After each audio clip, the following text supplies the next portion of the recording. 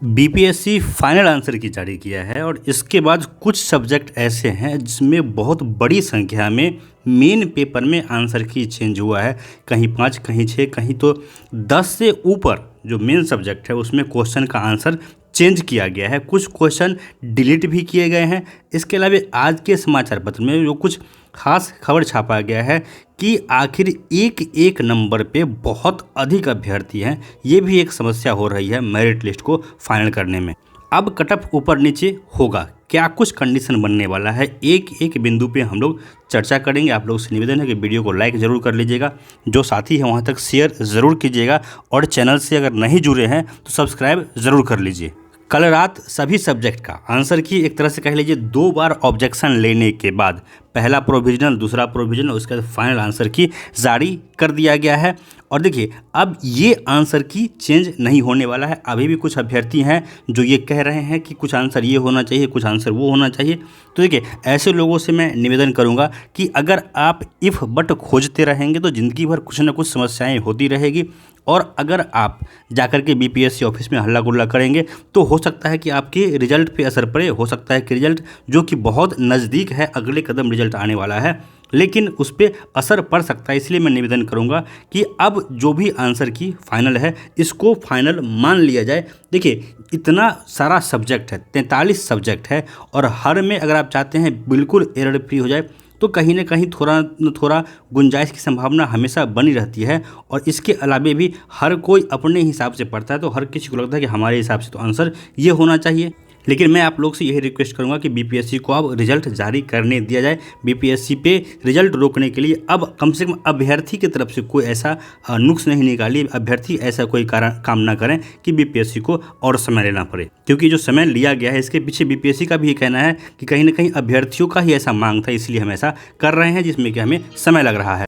आज के समाचार पत्र को अगर आप देखेंगे तो 2 खबर को प्रमुखता दी गई है। पहला खबर है कल जो समीक्षा बैठक किया गया के पाठक की तरफ से कि क्या कुछ तैयारियां जिलों में हुई है और क्या कुछ बची हुई है डॉक्यूमेंट वेरिफिकेशन और योगदान करवाने के लिए। इसके अलावा एक और खबर जो छापा गया है आज के लगभग सभी समाचार पत्र में, उसमें ये बातें अब कन्फर्म की जा रही है कि 1 से 2 दिनों के अंदर जो ये परीक्षा है इसका रिजल्ट आ जाएगा। लेकिन देखिए इसमें कुछ बातें हैं जो कि डिटेल में दिया गया है। वो बातें ये है कि आपको पता है कि आपका फाइनल आंसर की तो आ गया है और अब क्या है कि मेरिट लिस्ट बनाने का काम विभाग कर रही है। लेकिन देखिए कुछ होता है हाई स्कोर, कुछ होता है लो स्कोर। तो जो हाई स्कोरिंग मार्क्स है वहाँ पे भीड़ कम होता है, लेकिन जो मिडिल का स्कोरिंग है यहाँ पे एक एक नंबर पे आप लोग मान के चलिए कि 100 अभ्यर्थी होते हैं। तो एक नंबर पे 100 अभ्यर्थियों का फिल्टरिंग करना थोड़ा मुश्किल होता है। और यहाँ पे एक बात आप लोग और जान लीजिए कि जहाँ पे स्कोर सेम हो रहा है वहाँ पे क्या कर रहा है विभाग, सबसे पहले जिन अभ्यर्थियों का स्कोर सेम है उनका डेट ऑफ बर्थ देखा जा रहा है। जिनका डेट ऑफ बर्थ अधिक है उनको फ़ायदा मिलने वाला है।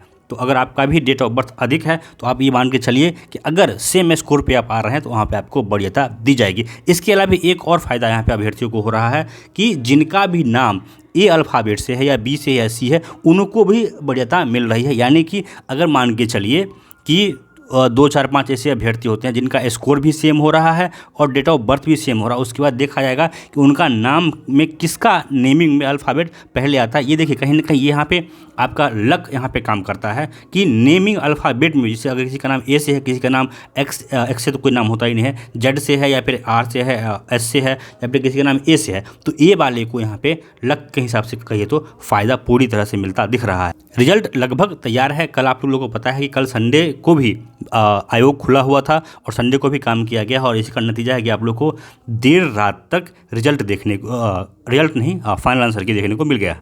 बाकी देखिए जितने भी सब्जेक्ट्स में कुछ सब्जेक्ट हैं जिसमें कि चेंज कुछ भी नहीं हुआ, लेकिन मैक्सिमम सब्जेक्ट में चेंजिंग हुआ है। बहुत जगह क्वेश्चन डिलीट भी हुआ है। तो यहाँ पे जो चेंजिंग हुआ है उसमें कुछ ऐसे भी अभ्यर्थी हैं जिनका लेवल हो गया। लेवल कहने का मतलब अगर 4 आंसर चेंज हुआ है तो उनका 2 माइनस हुआ है और 2 प्लस हुआ है, तो ऐसे अभ्यर्थी का स्कोर नहीं बढ़ा है।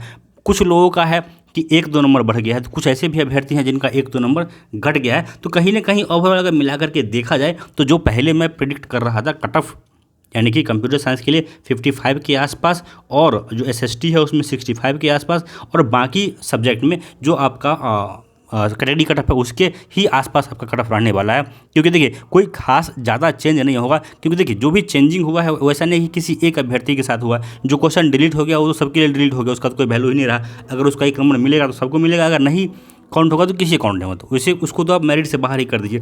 बाकी एवरेज में अगर देखा जाए तो अभ्यर्थियों का कुछ का चेंज भी हुआ, कुछ का नहीं भी हुआ, लेकिन मैक्सिमम लोग ऐसे हैं जिनका लेवल रह गया, यानी कि जितना स्कोर था पहले उतना ही रह गया है और चेंज हुआ भी है तो 1-2 नंबर। तो इसको लेकर के कट ऑफ में ज़्यादा वेरिएंस देखने को मिलेगा नहीं।